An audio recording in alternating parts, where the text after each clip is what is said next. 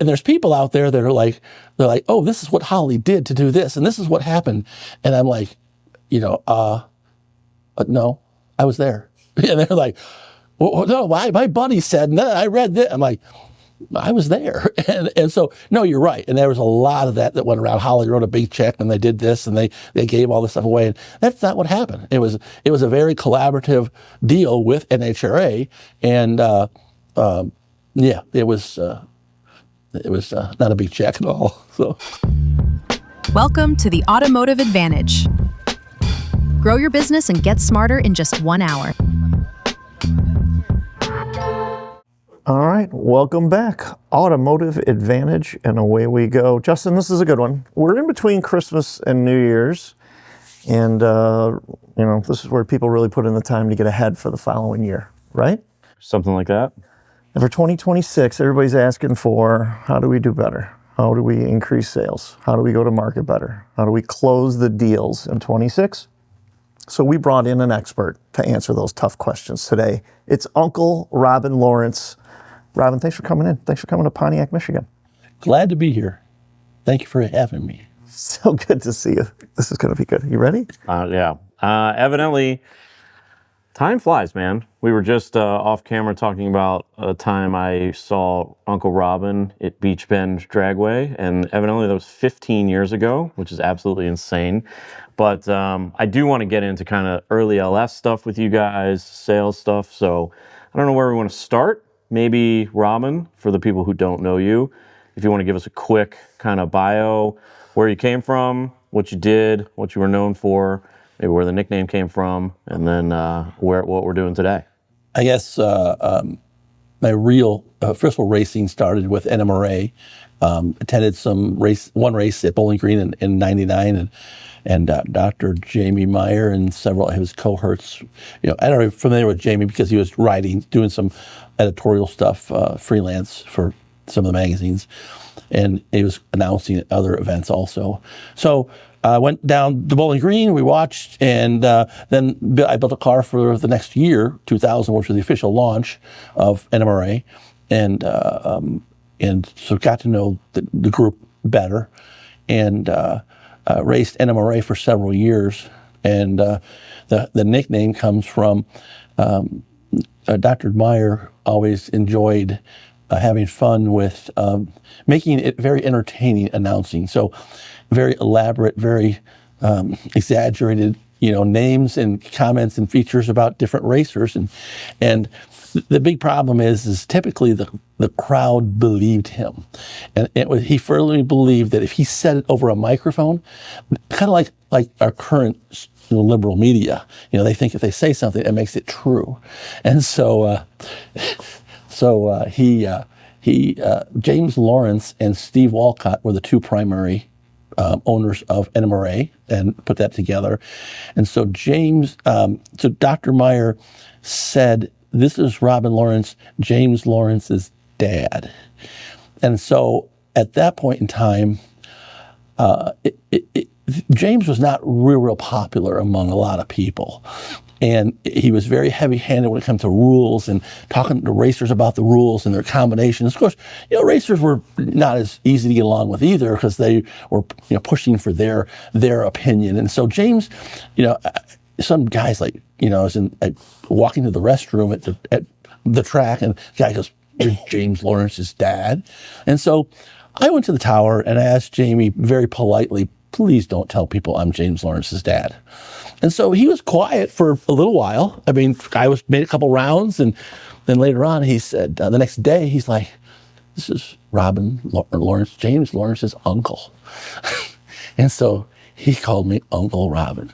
So never to be outdone, I asked a very good friend of mine, I said, this guy, this announcer is giving me a nickname at the event. He says, is it derogatory? I said, no. He goes, run with it. And I said, really? He goes, nobody remembers Mike. Or, he said, but they remember Animal Mike. If somebody has a name, he goes, they remember that. He said, so if it's not derogatory, run with it. So I went to the graphics guy, and I had a sticker made for the window that said Uncle Robin.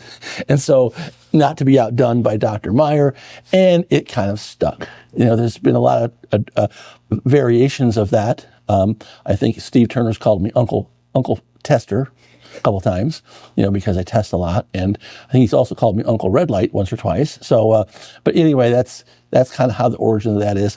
Raced MRA, a little bit NMCA, worked with Dr. Meyer on the LSX program, and then later on went to work for Holley in late 2010, and was there in many different capacities, mainly in sales and primarily EFI, getting the EFI program off the ground and getting that out and building the EFI program for Holley EFI.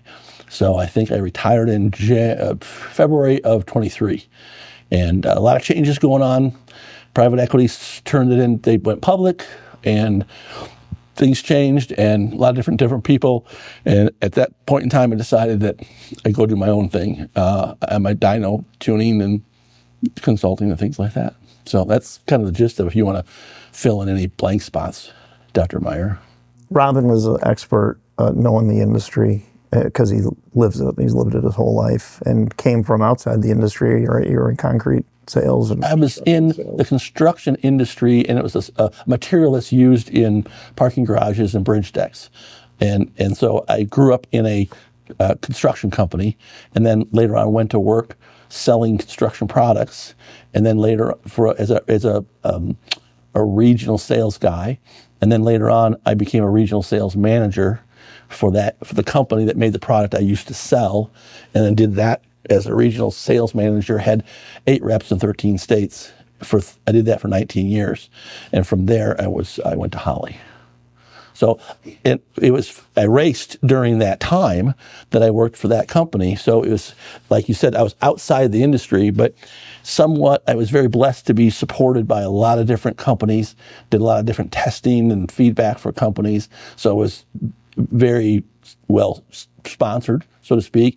And so did technical stories for Steve at 5.0, Mustang Magazine. So, had a very good relationships and ties to the industry, but I wasn't employed in the industry. One of the craziest parts about racing in general to me is the fact that you meet Uncle Robin at what's basically an amusement park in a Beach Bend, and then 15 years later, I'm at Beach Bend Raceway and I see Uncle Robin interviewing for the Holley job. So coming out of the concrete world into the car world.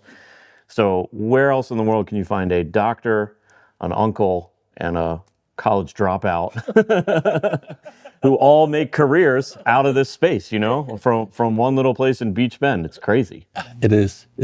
Yeah, no, it was, it's still a cool place. And a lot of good memories there with NMRA and NMCA and all of that stuff. So, but yeah, it was the day I interviewed when we bumped into each other on that day. But it was very cool. So I want to go to probably that time period then, 2000, 2001, 2002, somewhere in there. And for people that don't know, I think a lot of people may know that both of you were very early on in the LS game. And I think today we see a lot of people who are like, how do I build a market? How do I create something? I have a product and I want it to be the next LS, or I want it to be the next hot thing. When the LS came out, for people that don't remember or weren't even born yet, it was not the second coming of engines. I mean, it was not a popular engine right out the gate. Now today, LS the world, right? It's the biggest, best engine platform that's probably ever existed.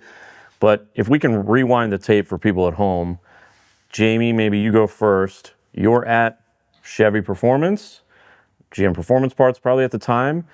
They come to you with, hey, we got this new thing. We need to make it a big deal.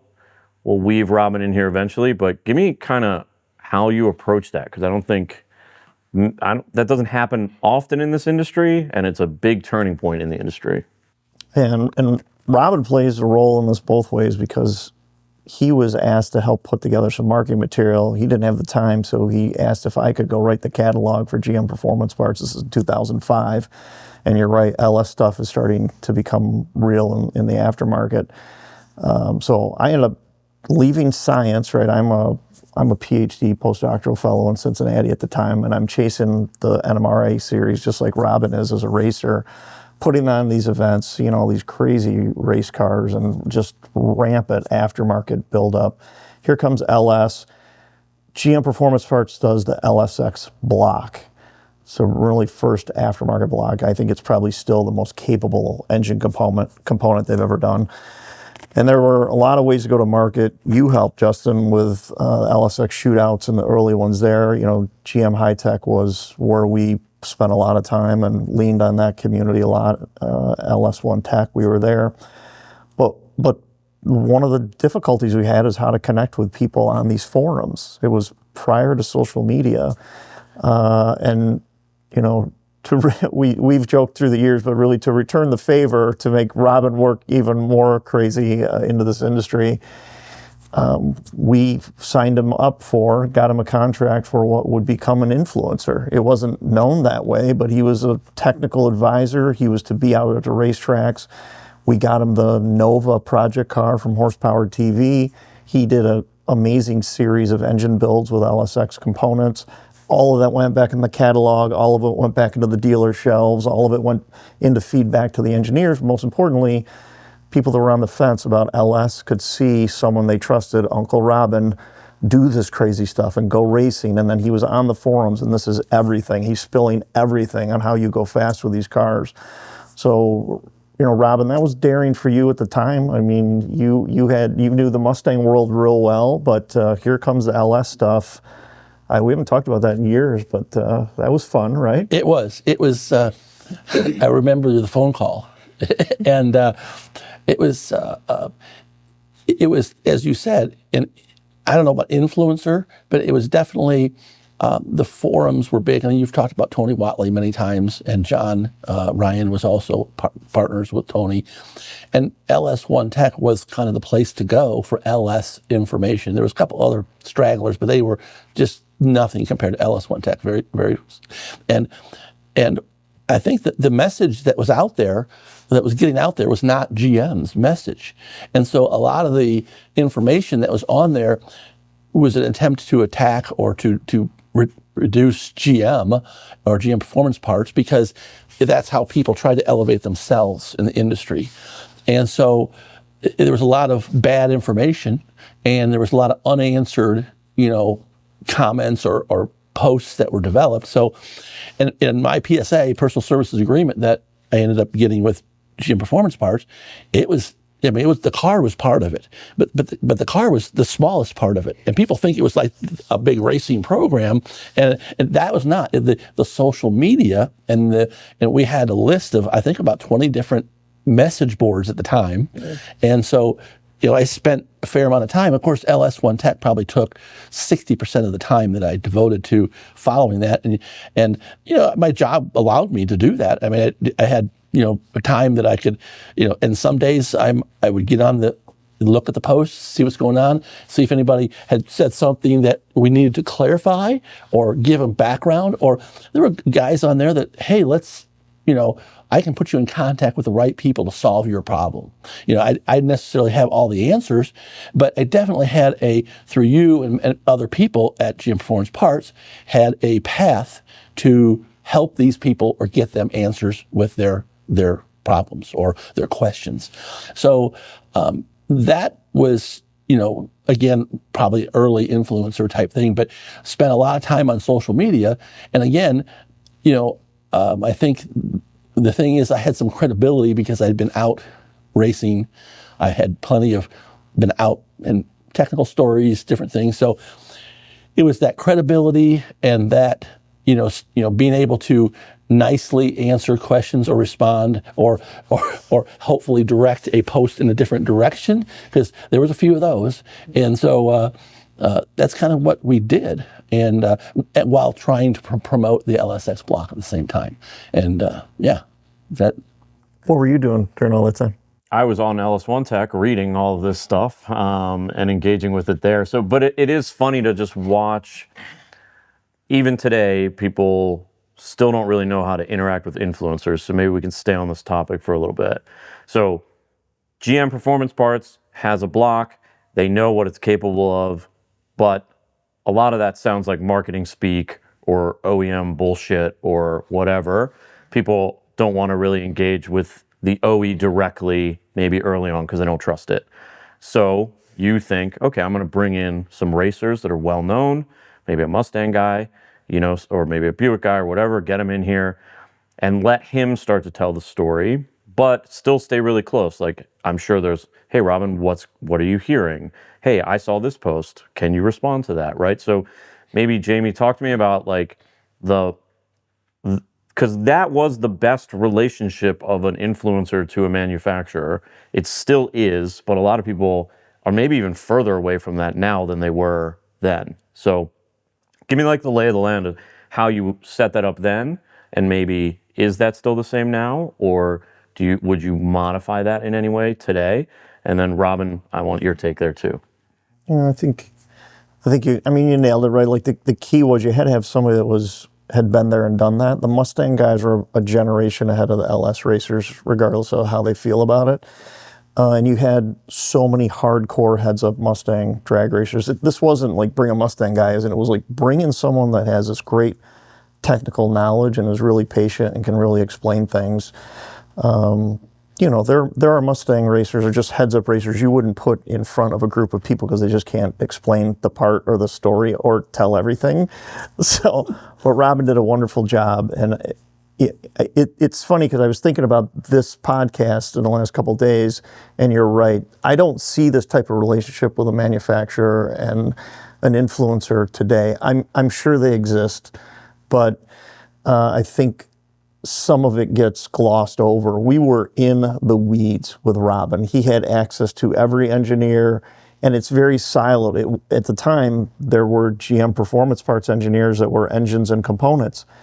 There were GM Performance Division folks that were putting together special editions and Cadillac V's and things like that. There was GM Racing that was manufacturing a lot of the parts. And then there's corporate Chevy that someone might ask him about a tow vehicle or something like that. So none of these groups ever talked together, and we would just find the right person for Robin to get information from. And that went on for, I don't know how long the contract lasted, 2 or 3 years. 3.5, yeah. And he was at all the races. He's on all the forums, he's getting interviewed. You were on Horsepower TV several times, Yes. I was on Power Block with Courtney. Yep. That was, the highlight, with Courtney. Now, I was on Power Block twice when we received the car in this raw form that, they had pulled the engine and trans out, and here you go, in the raw form after they got done with it.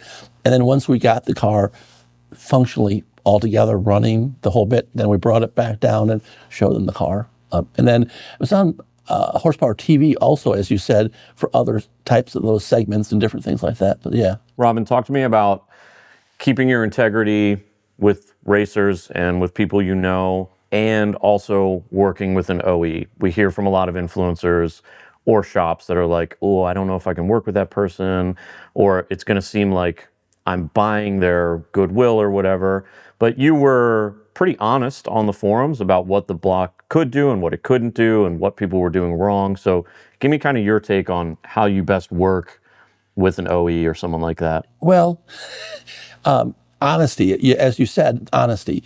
And there was some stuff that we didn't know, and there was some stuff about the block that we didn't know, and there were revisions that were made based on what we learned.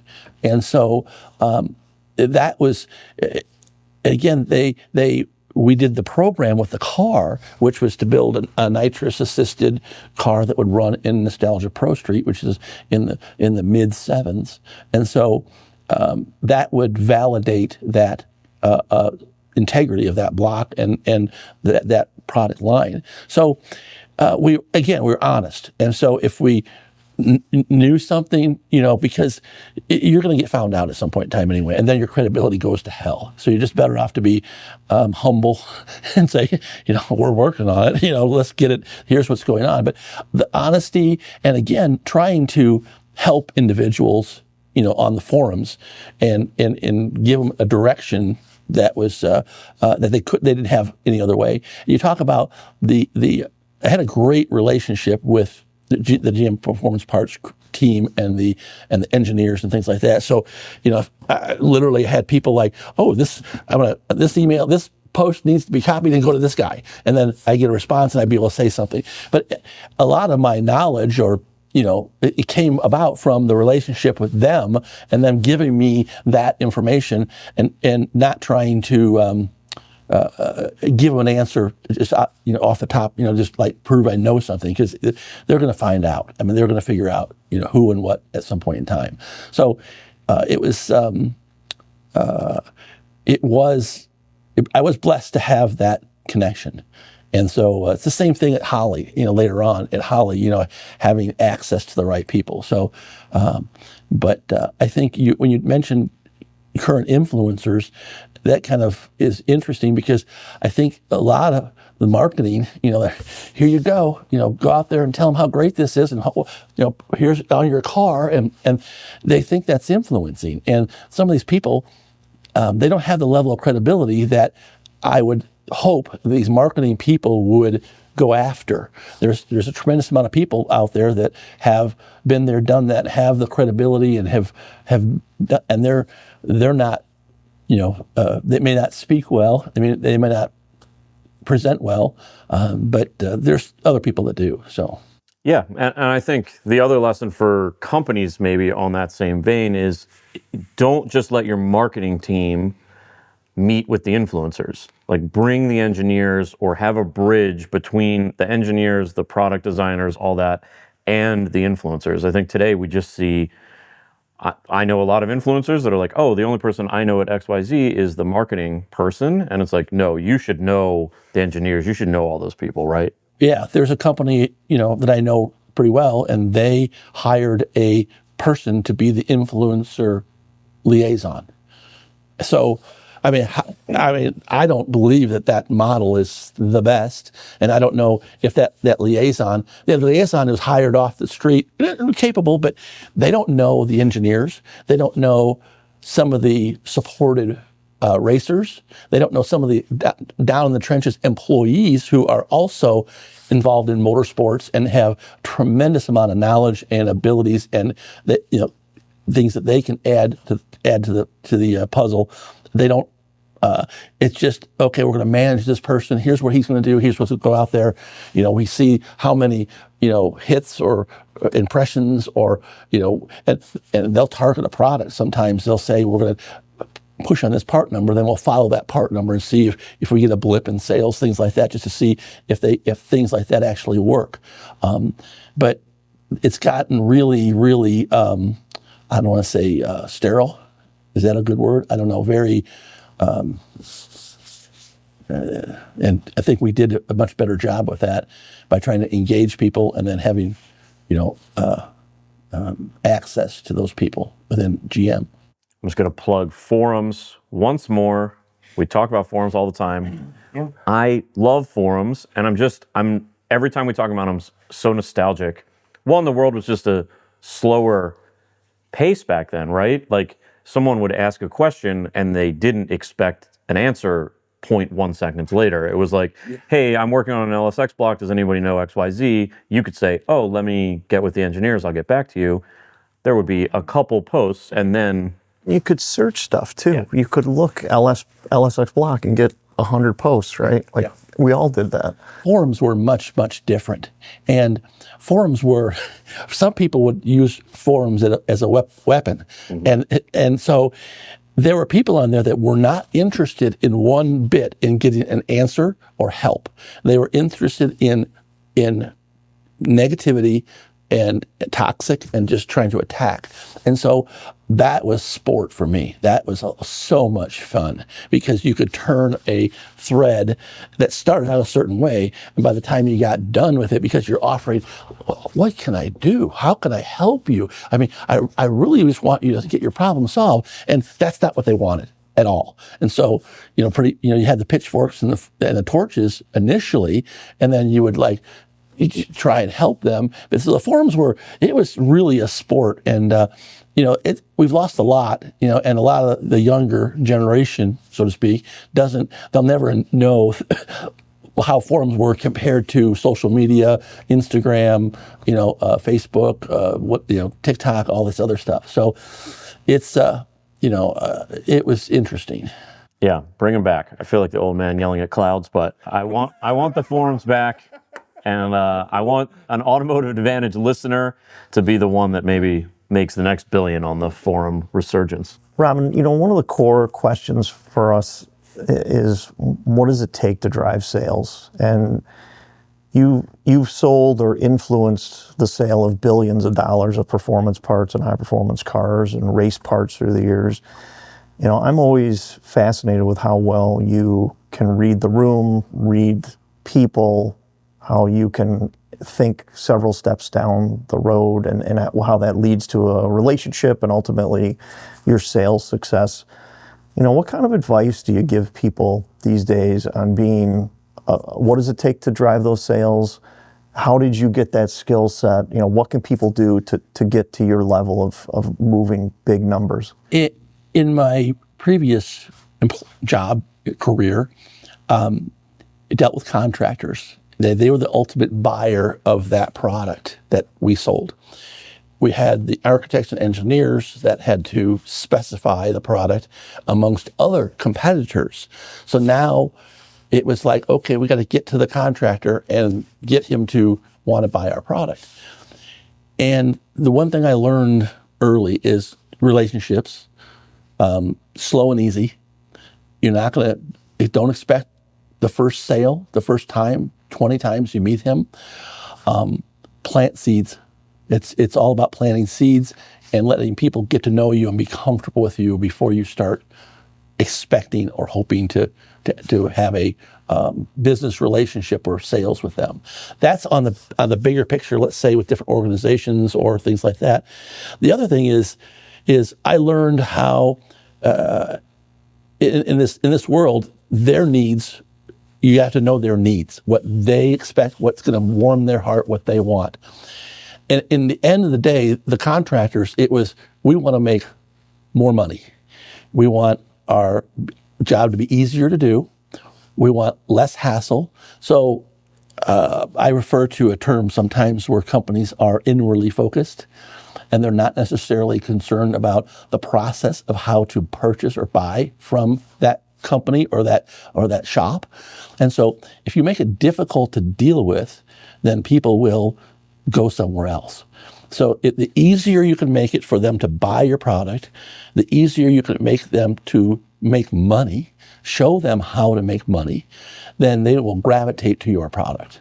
And so one of the things, in my construction background, we found ways, our product was higher priced than our competitors. So, but we knew ways that we could make that contractor more competitive, and his profits were better for our product, even though we were higher. So, things like that. So, and the same thing applied when I went to work at Holley. Now, Holley is I should say the performance aftermarket. If you don't want me to mention Holley, it's up to you. Don't matter. It's up to you. Yeah, it doesn't matter. I'm very good with those guys still. So, but the automotive aftermarket is a want, not a need at all. So you have to realize that this is something that is enjoyable for people. People want to have fun. And that's how I met some of the people who got you introduced to GM Performance Parts and myself introduced to GM Performance Parts. I'm in a racetrack and I'm a racer and I'm sponsored pretty well. And I see these people that are not having fun. And, we're not professionals. Our bread and butter isn't made on winning races or the purse. The purse is too small, whatever. We're here to have fun.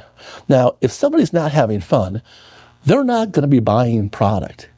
So if you can figure out how to help them achieve their goals and have fun, even though they might have gone out first round, but guess what? They were having fun. And the same with car shows or drag and drives or whatever. You've got to figure out a way to make them, their disposable income. It's their, they don't have a fishing boat. They don't have a motorcycle, they might, but seriously, a lot of them, that's their main fun. So if you can make it easy to deal with, easy to place orders, receive orders, technical advice. I mean, we can go into a whole segment on technical support, being part of making it easier for people to use your product.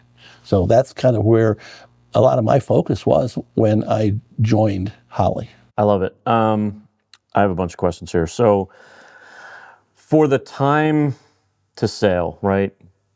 It's a much longer time period than many people may suspect. I know some people in my personal life that expect to meet someone and do a deal with them at the dinner they're at. And it is going to happen 10 years later at that dinner, right? Yes.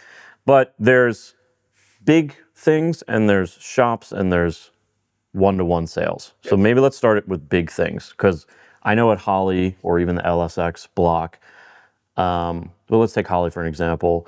When you have a new product and you want to go after a series, say, and you want your product to be part of that series, give me that timeline for someone who's sitting at home right now with a product. They're like, man, if I could only get this into NHRA, or if I could only get this into, how much time should they be anticipating this should take, and kind of how would you approach this from zero to getting in?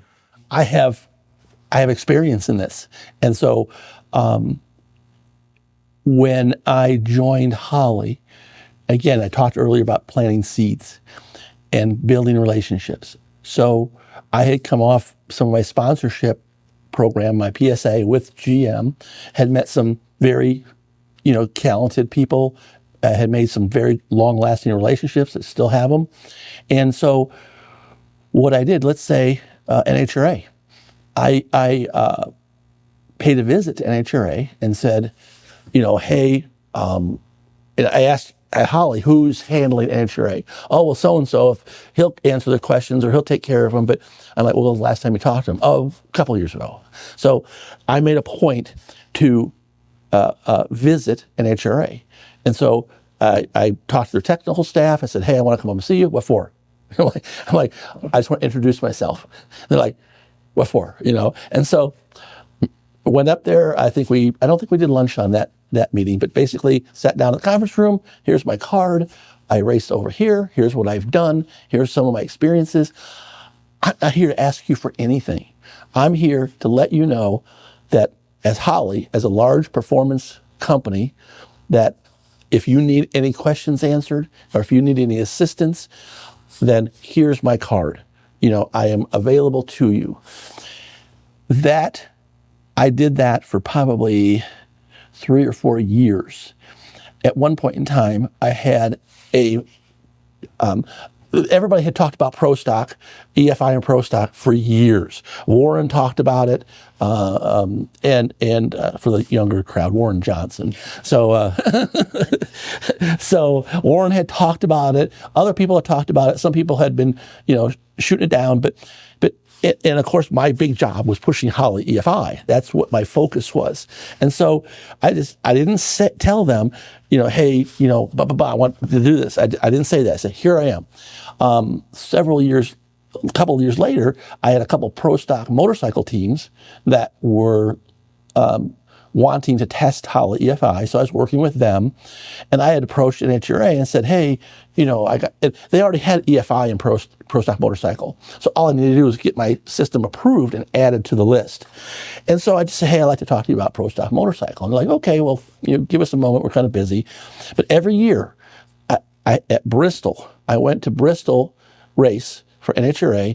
And that's when I sat down with the tech guys, because I knew that Tim White and Glenn Gray were going to be at that event. So I would sit down with them in the tech trailer.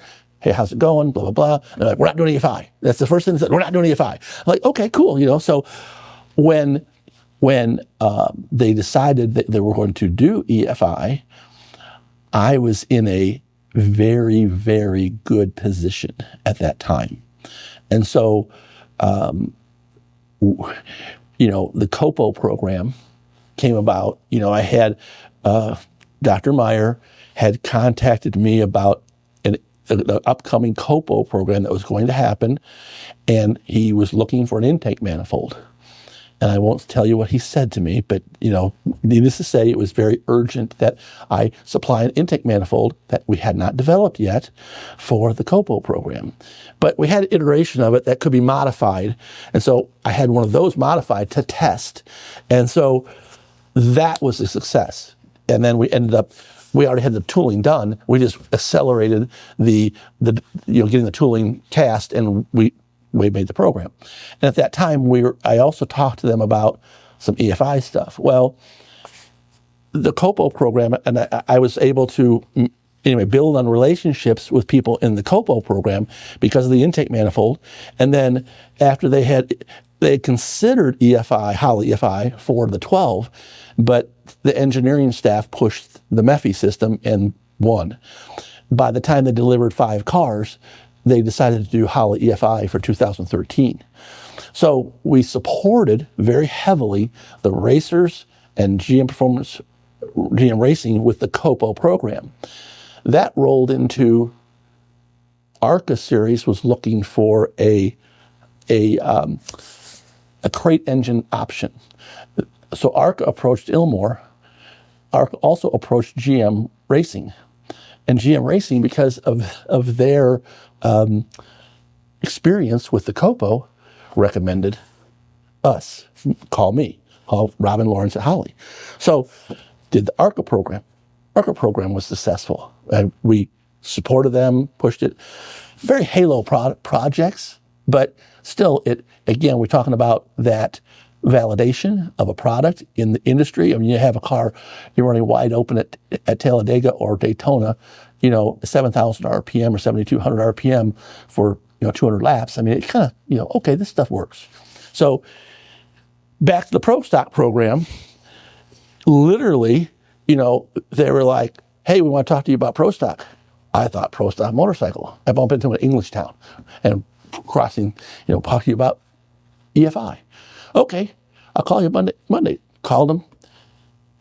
Pro Stock car, not Pro Stock motorcycle. So my point is for 3 or 4 years, I'd gone to Bristol. I just patiently, "Hey, here I am. What do you need? How can I help you?" Meanwhile, we had done the COPO program. We did the ARCA program. I had several meetings with them. Toward the end, I said, "I have an ARCA team that has a shop in Brownsburg.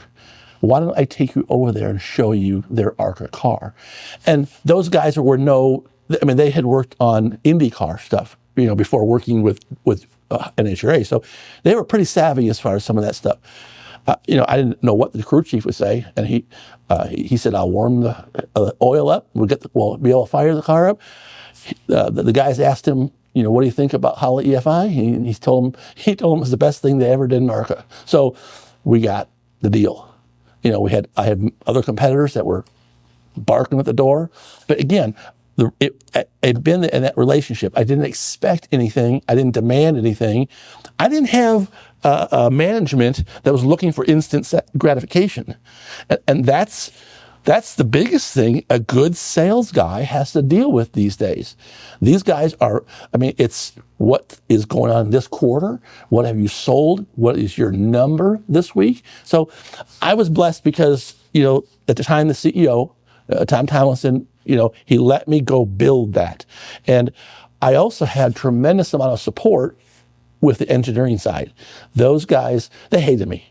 We had Doug Flynn, who was the practical engineer. He kept the sales guy, from getting out of hand, and I kept the engineers from getting out of hand. So it was a very good relationship. But the first few times I had expectations, and they said, "Well, no, we can't do that," or that we're going to have trouble with that. And 3 days later, they do it. And after several successes, they were very on board with whatever we were doing. So it was very, very good. But the point on that was the NHRA deal, exactly kind of a scenario that you brought up, a big picture thing, didn't happen overnight. It wasn't like they called somebody up and we ran up there. They had sat down with me. They had met with me. We had talked about things. I presented EFI to them and said, "I know you're not doing it." So anyway, I don't want to dwell on that, but the instant gratification thing, is not going to happen on a big ticket deal like that. They got to feel very comfortable with you. So, and that worked out very well. I love it. That's perfect. Because I think a lot of people think, oh, Holley just shows up and writes a check to sponsor something and then they're in, or XYZ company does that. It's not that case at all, right? No, there's people out there that are like, oh, this is what Holley did to do this, and this is what happened. And I'm like, no, I was there. And they're like, well, no, my buddy said, no, I read this. I'm like, I was there. And so, no, you're right. And there was a lot of that went around. Holley wrote a big check and they did this and they gave all this stuff away. And that's not what happened. It was a very collaborative deal with NHRA. And it was not a big check at all. So, but years in the making. And I like that point about, like, if you're going to have a sales team, you should have some percent of that sales team working on very long range goals, because you're not going to get there without that. And then you should have people that are selling day to day and doing that kind of, because you got to keep the lights on, right? Yes, I was blessed. Later on, I was leading a team of very highly experienced, highly technical salespeople. As Holley was acquiring companies, as you know, they acquired a lot of companies. They were streamlining the operations for overlap. And so if they went individually looked at the people that were coming with the other company. And so I was blessed because I got the pick of the litter. I got some of the guys that were legends in the industry. And so these guys have been involved in sales and support, for companies such as MSD, RacePack, Mallory, Accel, Hilborn, various companies like that, Rick Anderson from Anderson Ford Motorsports. So, I was blessed to be able to have those guys on that team. So while I was out doing some of the face stuff they were in the background and like supporting the whole deal. So, but no, that was very important. I took a couple notes, like the paraphrase of this, Robin's sales techniques, right? There's a few things that stand out. The networking, the fact that you did all of this or most of it in person, right? Common maybe 10 years ago, almost impossible now. Correct. People just don't do in-person sales Correct. Calls. Right. Your technical expertise shines through, your immediate connection to your engineering team and then your own personal technical expert. You definitely made your own luck, right? You didn't get lucky. You planted seeds. You were mining this for years. You delivered on the results. And then I like the comment about managing up and setting expectations with a CFO or whoever's in charge of sales and saying, this is what I'm looking at for a long-term plan. Yes, I'm grinding away and I got guys making the number this month, but here's what's on the horizon. Here's what could be happening. When it came to the Holley EFI, what was interesting is I believe that in life, everybody gets thrown a crumb or a win at some point in time.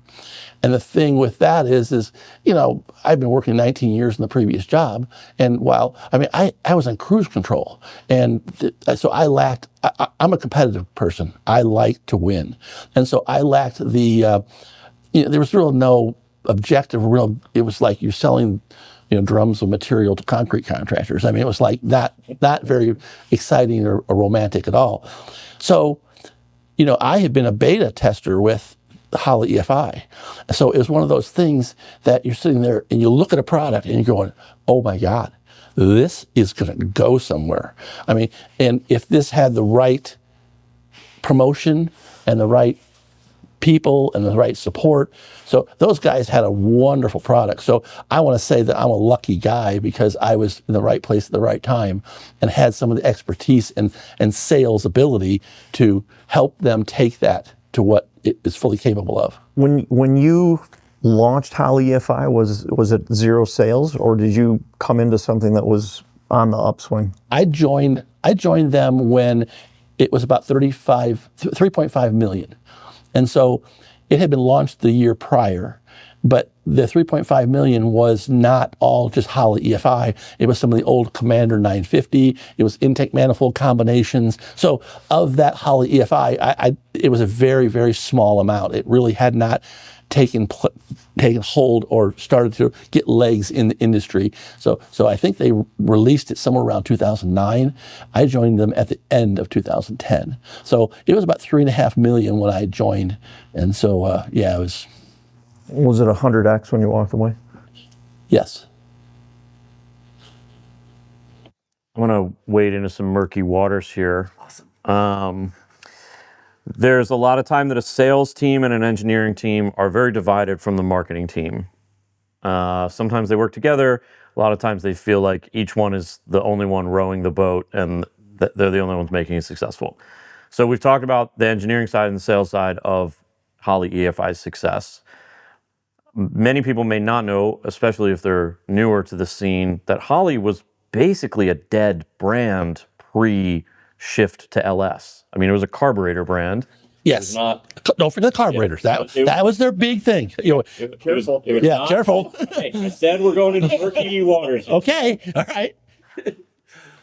I would say that Holley did one of the best turnarounds of any company in the last 20 years, from taking what was a known old school carburetor brand and making it, you talked about this, a fun, cool, hip brand with LS Fest and with all the stuff they were doing. So maybe talk to us a little bit about how the sales team and engineering team interacted with the marketing team. Were you guys close there? Was marketing kind of doing their own thing? And then I want to talk about how they worked together to grow this mega brand. Okay, LS Fest. Holley was one of my sponsors or supporters when I was doing the LSX program. There's a lot of people that came along for the ride with the LSX deal, the Nova, and the car. Holley was one of those. So that's how I developed some of a relationship with some of the marketing guys, some of the engineering guys at Holley. LS Fest, the first one, I didn't work there. I was a participant. And what was that goofy race? Do you remember the name of that race? Shut your face race. Exactly right. So and it was based on some smack talk and some stuff from forums. And so anyway, I was at the first event, and I think that they were seeing their message being watered down by the current editorial. The mechanism to get your information out to the public was being watered down or wasn't getting through. So they were brilliant. They dreamed up LS Fest. And so it was, I was there the first year. It was fun. And they were like, we want people to have fun. So I think that, and Holley was, even though it was one of the larger companies, I think that there was a very intimate relationship between marketing, sales. When I got there, I definitely realized their value and their need for me to be successful, and engineering. So one of the problems is that some companies think the engineering has to determine what the good new products are. No. Some people think marketing should do that. No.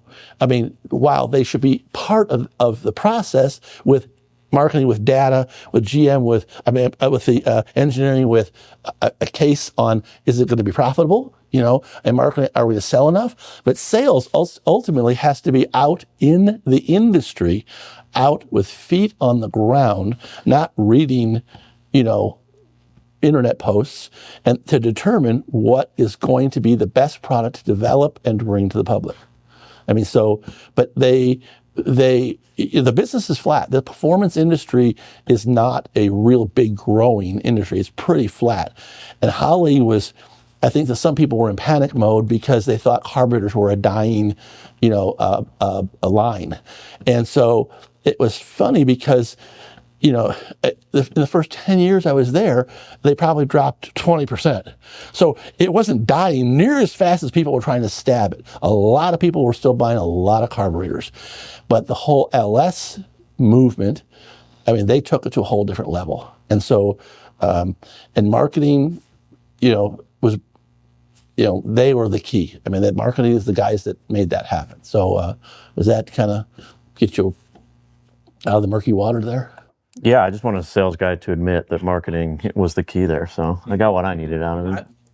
A lot of my success was because I had somebody, like Bill Tishner in marketing, that we would work together. Hey, what do you think? And he would put his money where my mouth was, and he would help with, because he had the budget for marketing. I didn't have a budget for marketing, so we would talk, and he would I like that. Let's do this. Let's do this. So yeah, it was a team thing.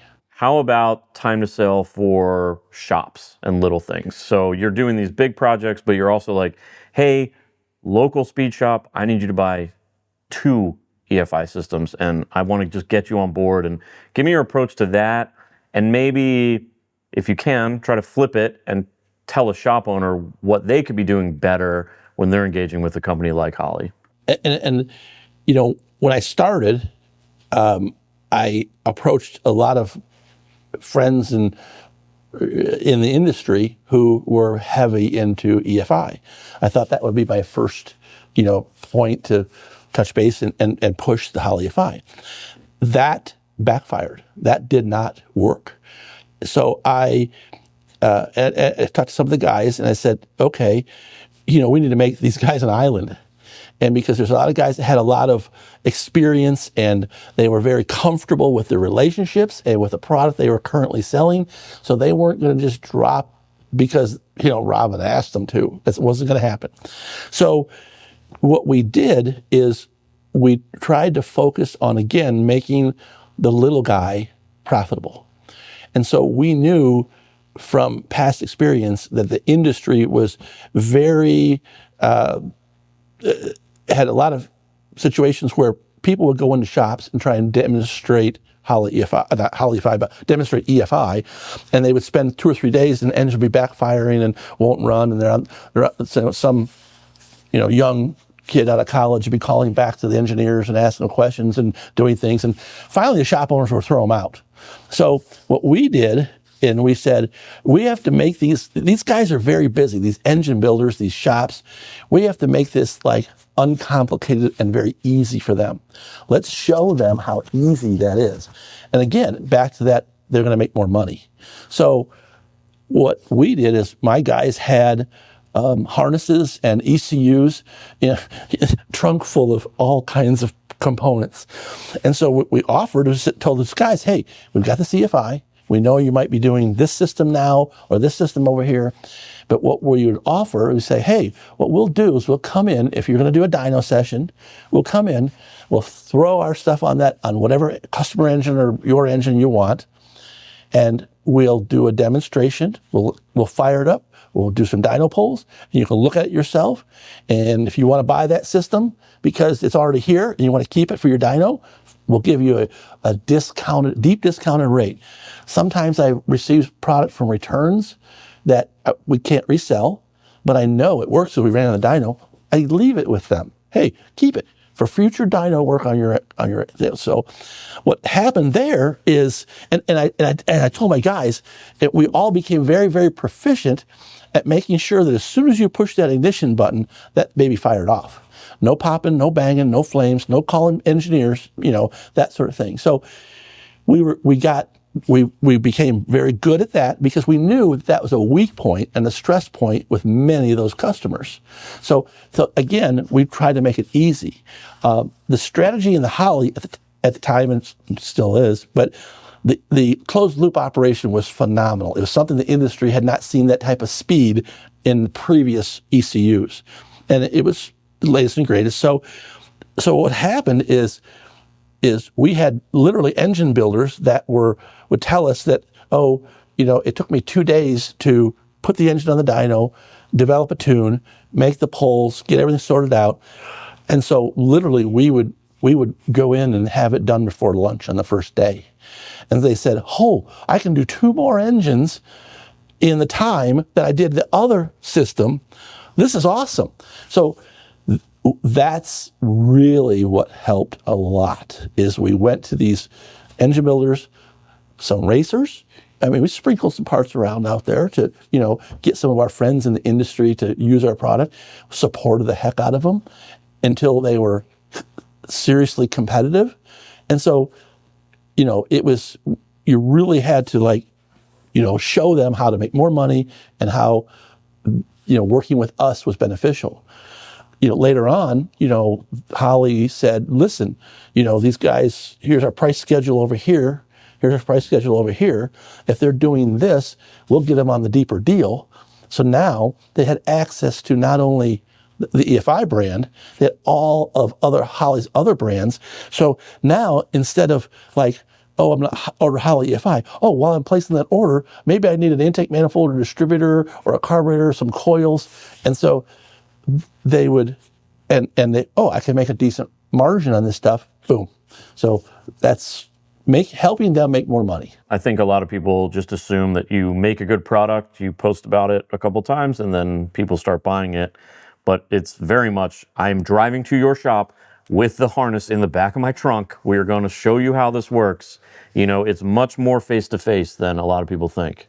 I think that current, possibly private equity, and a lot of the people that have been involved in the industry of late have that mentality. I've seen that in many companies, and it's like, how do we cut costs? How do we slim down the company? And so a lot of the people that have all the technical expertise and the support level are gone. And so the engine shops, they like, even the speed shops, like to have a guy. Everybody wants a guy that you call them up, hey, this part number's hung up in the system, what's going on, blah, blah, blah, boom, took care of it, done. And because everybody's so lean and mean with help, it's almost impossible now to get somebody to do that type of support. Yeah, I think a lot of the PE people or people coming from other industries into this industry think, oh, it's just direct to consumer, man. You make a thing, you sell it to consumer. Everyone forgets there is a middleman. It's your local speed shop or your engine builder or your tuner. And if they hate this thing, that's it. No one in the town is running it because you got to go to them for help and you've trusted them forever. So yeah, building that node is so important, right? Well, and you made a point on one of your earlier podcasts about metrics. And that's what happens is they come in and they don't look at the long term. And they say, our marketing will only be driven by metrics. We're only going to spend money where we can see metrics. Well, those metrics don't necessarily reflect what's best for certain products. I mean, I as you know, I have a dyno business.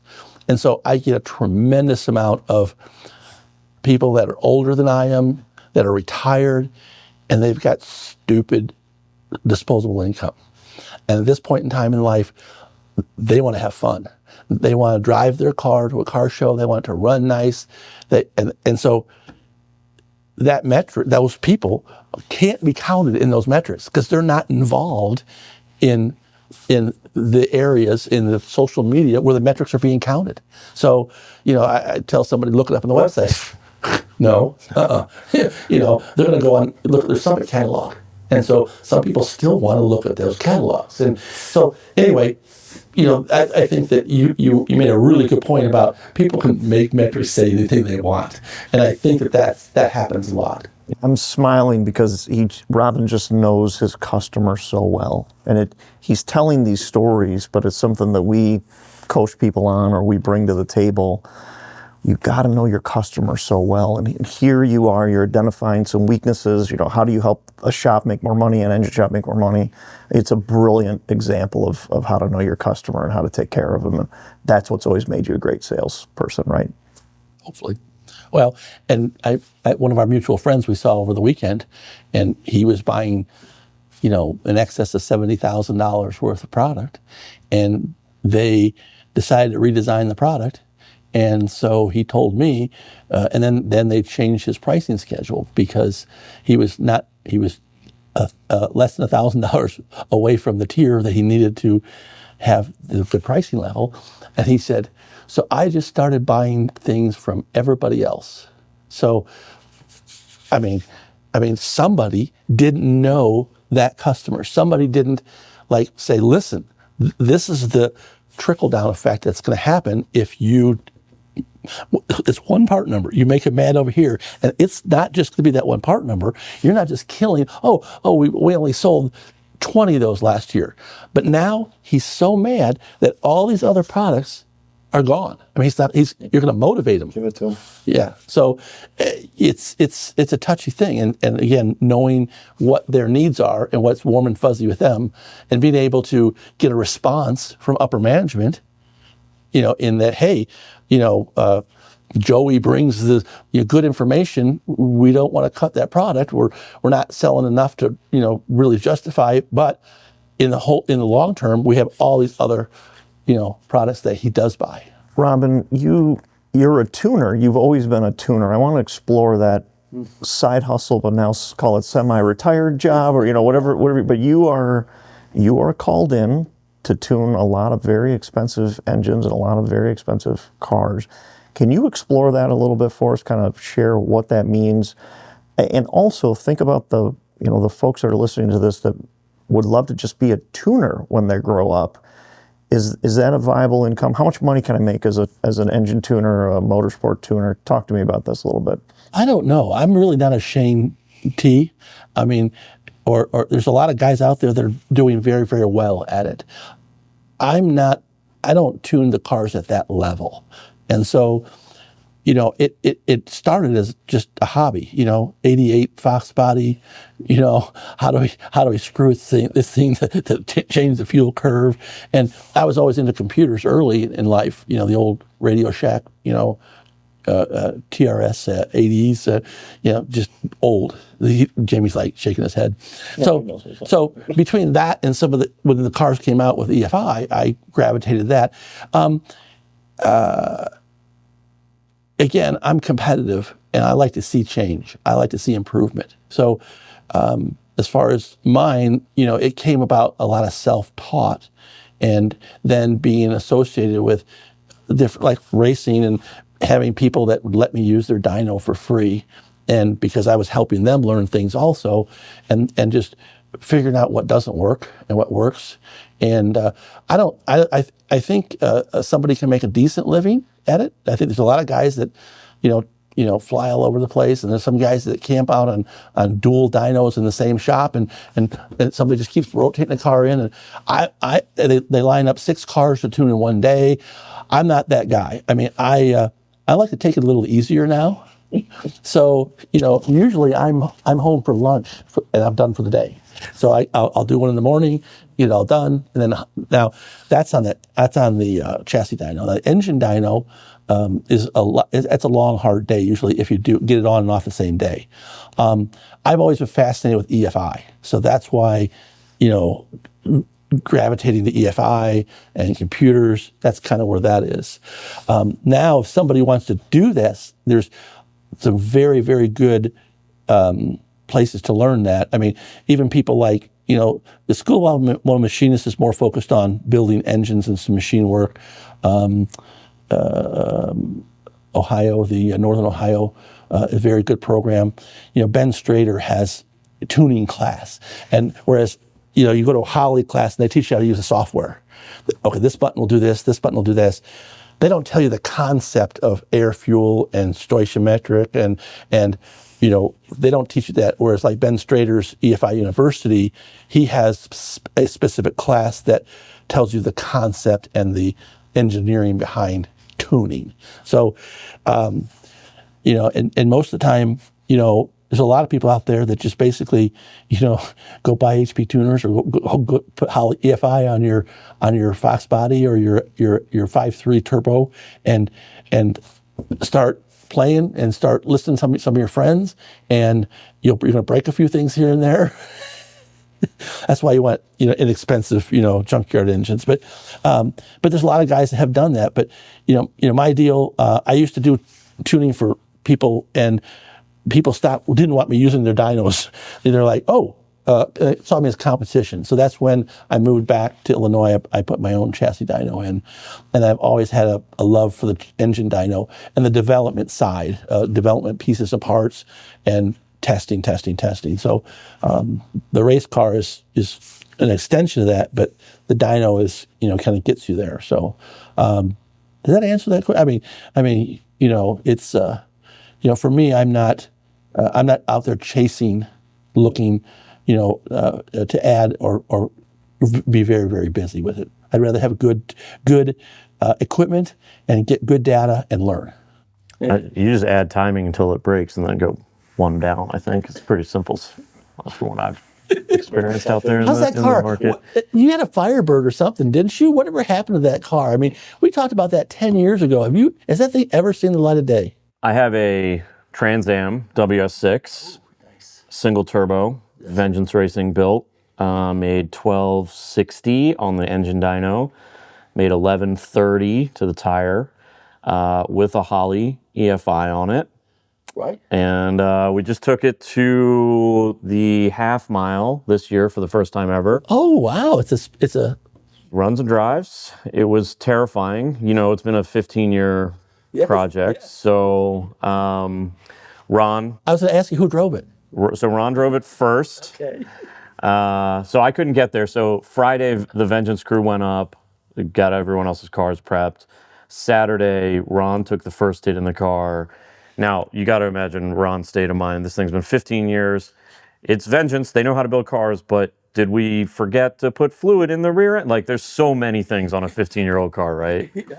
Yes. Yeah. So, because Ron's a driver and he's a badass, he goes 185 on the first hit. It's not supposed to do that. Yeah, well, he did it. Okay. And then he's like, all right, cool. Yeah, it drives. You get in it now. So I show up. I'm like, Ron, what do I need to know? He's like, all right, well, it's pretty simple. It's a 4th Gen F body with 1,200 horsepower. So it's going to feel like you're going to die the whole time. He's like, first gear, just launch as hard as you can. It's going to bog because it's got like a 280 rear gear. He's like, it's going to bog. As soon as you hear it make any type of turbo noise, just get ready to shift because it's going straight to the limiter. Get it in a second, it's going to bog again. Kind of good. Third, now it's going to start accelerating, but it's also spinning the tires the entire time. Mm-hmm. Fourth, he's like, fourth is truly terrifying because you're going to put it in fourth. You're finally going to look up and realize how far away a half mile is from where you are right now. He's like, I won't make fun of you. You don't have to stay in it. Right. It's like, it's scary. So it's not sorted. We don't have the suspension set up. Like, we just straight off the trailer. He's like, I won't make fun of you, which we all know he would, in fact, make fun of me. Yes. So I'm staying in it. I'm not getting out of this thing. It was exactly how he said. First bog, second bog, third spin, fourth, oh, man, that's far from here. And now it is like really accelerating. Right. So I come back. I'm like, how'd it go? And Ron's like, well, how do you think it went? Well, did what you said, and I don't know, it's kind of terrifying, but I think I stayed in it, and it couldn't have been that fast, though, because it was, like, terrible. I was just sorting out a bunch of driving errors and stuff, and he's like, yeah, you went 145, and I'm like, oh, sick, like 145, that's like a respectable... They won't be mad at you for creeping up on it. Yeah, I'm like, that's a respectable first pass. He's like, no, just kidding, you went 181. Oh, no. I never knew you had the car out. It was one of my things that I always love to harass you about is where is the car? So I'm really happy that you ran 181 because you actually went a mile per hour faster than I ever went in the Nova. So that's awesome. That is awesome. I ended up going 185. I was like a 10th slower than Ron, so he's still the faster of the two of us in the car. We were having, we started to have some issues. We were actually like pulling the throttle cable bracket forward under boost. I guess it was. That's one of those things that you find out once you start running the car. Yeah. Yeah. And we had no two-step, no traction. Like, we were just going out there. So we're going to try to run a full season in 26. So that'd be 4 events with shift sector. The goal is to go 200. So if we can do 200.00001 in the half, we did what we set out to do. Good. And the car's around. It's been great. It's funny every time I sit in it. Ricky Best got me the Holley system for it. And we were talking the first time out, like, we're going to keep the Holley in here, or like, are we going to what are we going to do? This has been in here forever.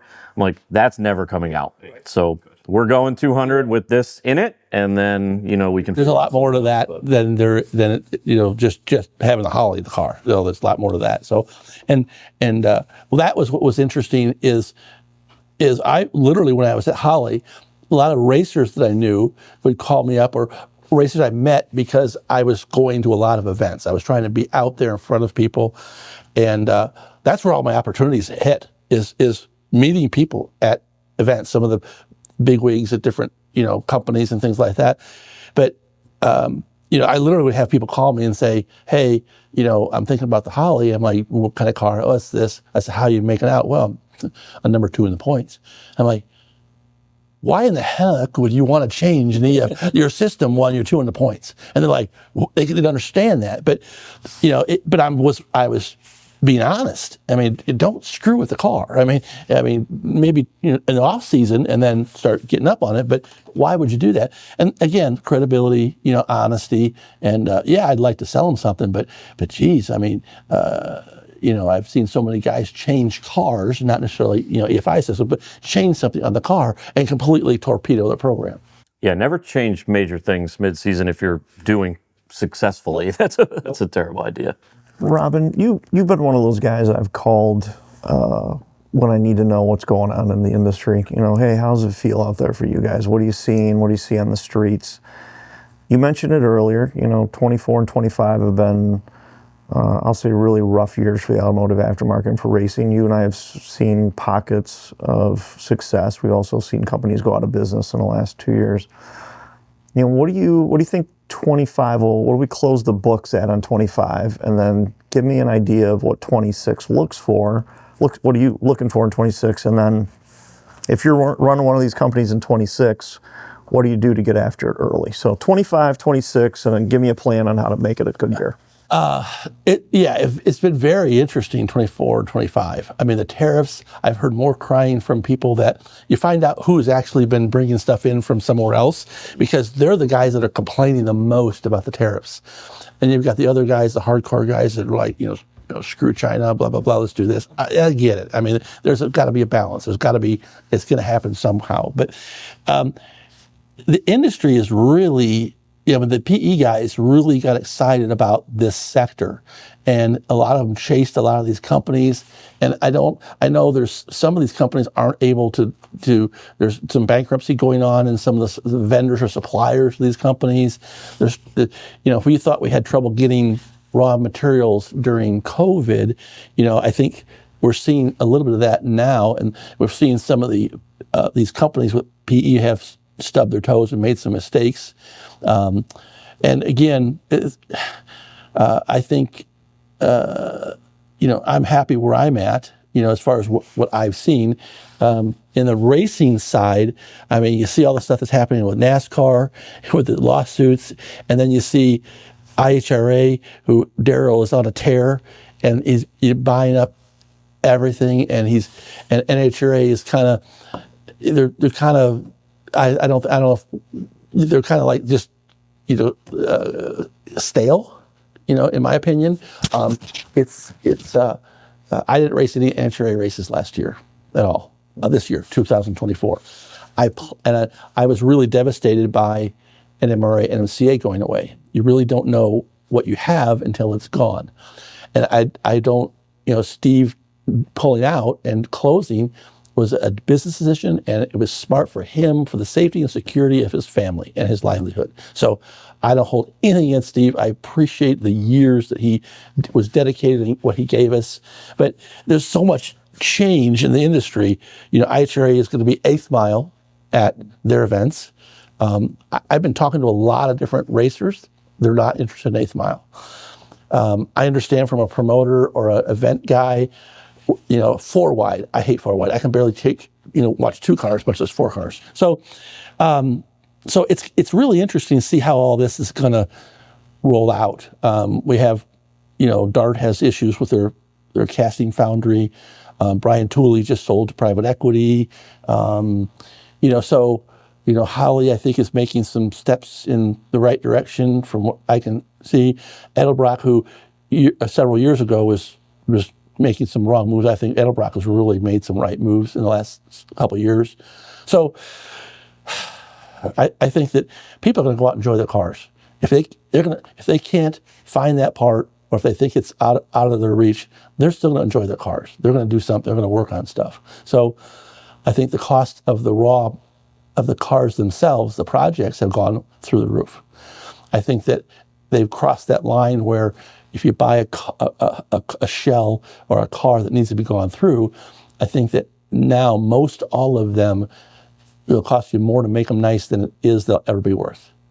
So that's going to be interesting, and I think that's going to slow down some of the sales in the industry because people always want to believe, and they're going to tell themselves, okay, if I fix this car up, I might lose $10,000 if I have to sell it, or when it might be worth less. And now it's like, oh, I got to put $120,000 into a car that'll be worth $60 when I'm done. So I think that's going to, in a way, affect the way people think about spending money on their projects. Paint jobs, paint's through the roof. I mean, so paint is, a decent paint job now is $20,000. Just normal paint job. If you want a real paint job, you're talking in excess of $60,000, $70,000. So that's crazy. I mean, I can see why patina cars and wrapped cars, and I'm not into those. That's not my thing at all, but hey, it's people love it. That's part of the deal. So I think 26, I think like in the NHRA side, the stuff that I watch, they've done the division level, they've done some smart things. They got a lot of double races. So now, you have a division double. So if you go to a race, they have a race on Thursday, Friday, then a race on Saturday, Sunday. And that really helps, as you know, because when things get rough, people don't want to spend money on travel, on fuel. And so those are going to be more efficient for a lot of people. They're going to have two races in one. I think that's a great idea. I really think this IHRA is, they bought Memphis. They bought a premier track like Maple Grove, that doesn't need any TLC. And the Kerensky did a great job of running that track and keeping that track where it is. And Memphis, you look at that, it's like, they're going to put a lot of money into Memphis to get it back. But still, it's going to be a lot of places to race, and it'll be interesting to see how all that goes. I think, as far as politics and the tariffs and things like that, you can't bet on what's going to happen.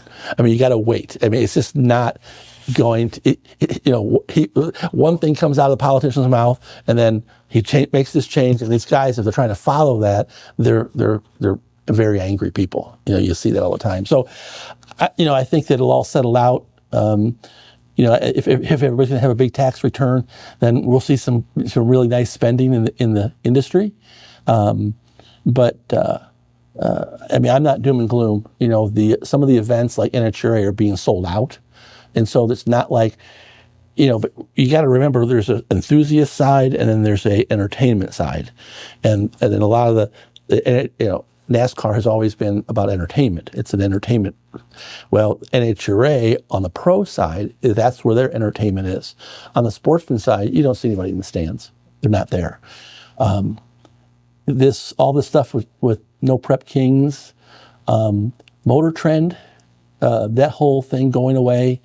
A lot of people are bummed about that, and I don't know what type of business model that was, or revenue that it was generating. I know I talked to some of the people I know, Mike Finnegan and people like that, and about their ratings and how they were doing. So, I don't know if those things went away because they couldn't support themselves. Why couldn't somebody else take them over, or if it was just malfeasance by a major media company. I don't know. So, but there's a lot of interesting things this coming up. Put a number on 26. We're going to be up 5% or up 15%? I think I would tend to think we're going to be up 5%. Flat to 5 is what my opinion would be. Robin, are you seeing anything? We'll end here maybe. that's new and exciting to you in the car space? Are you like, oh, I'm really interested in this little niche here. I'm seeing some cool stuff coming out of this. I think superchargers are coming back. Or like, do you have any kind of little interest where you're like, oh, I see a little bit of something that I think is going to be a big something in 5-10 years? No, I don't. All right, that's the pod. Good. Yeah, see ya.